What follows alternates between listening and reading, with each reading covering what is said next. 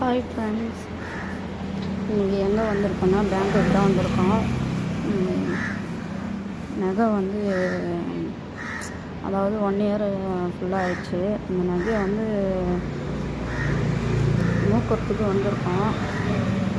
பணம் கட்டி மூட்டை எடுத்துன்னு போகிறதுக்கு அப்படின்னு வந்துட்டோம் ஃப்ரெண்ட்ஸ். நகையும் மூட்டாச்சு, கையிலையும் வாங்கியாச்சு. அப்புறம் என்ன பண்ணிட்டாரு எங்கள் வீட்டுக்காரு, நீ திருப்பியும் வச்சிடணும் அப்படின்னு சொல்லிட்டு இங்கே ரொம்ப கம்பல் பண்ணி இப்போ திருப்பியும் நகை வைக்கிற சூழ்நிலை வந்துச்சு ஃப்ரெண்ட்ஸ். எதுக்குன்னு கேளுங்களேன். நீங்கள்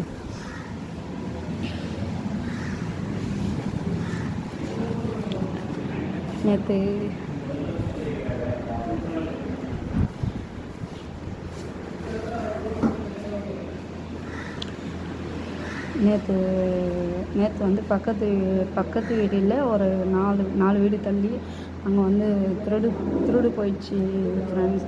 அவங்க வந்து பேங்க்கில் வந்து 1 லட்ச ரூபா வந்து வித்ட்ரா பண்ணியிருக்காங்க. அந்த அமௌண்ட்டு ப்ளஸ்ஸு 5 பவுன் 5 சவரம் நகை வந்து அதுவும் வந்து மீட்டுட்டு போயிட்டு வீட்டில் வச்சுருக்காங்க. அது யார் பார்த்தாங்கன்னு தெரியல. கேஷ் வந்து வித்ட்ரா பண்ணுறப்போ கூட பக்கத்தில் இருந்தாங்களா என்னன்னு நம்மளுக்கு தெரியல. எடுத்து போயிட்டு வீட்டுக்குள்ளே வச்சுருக்காங்க. வச்சுட்டு அவங்க ஹஸ்பண்ட் வந்து நைட் டியூட்டிக்கு வெளியில் போயிட்டு இருக்காங்க. இவங்க வந்து சரி தனியாக இருக்குமே, ஒண்டியாக இருக்குமே அப்படின்னு சொல்லிட்டு அம்மா வீட்டில் போய் படுத்துட்டு இருக்காங்க.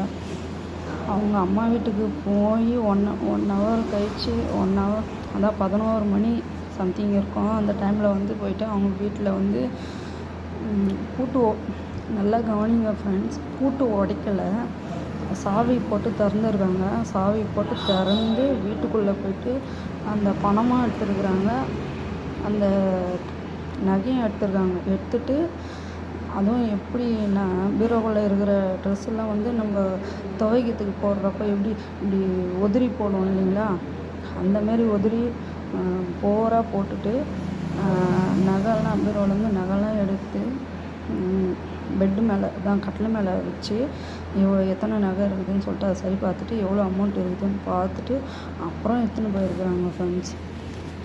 அப்புறம் எடுத்துகிட்டு போயிட்டு இருக்கிறாங்க. அது எங்கள் ஊர்லேயே வந்து ரொம்ப இதுவாக இருக்குது, இந்த மாதிரி திருடு வருது.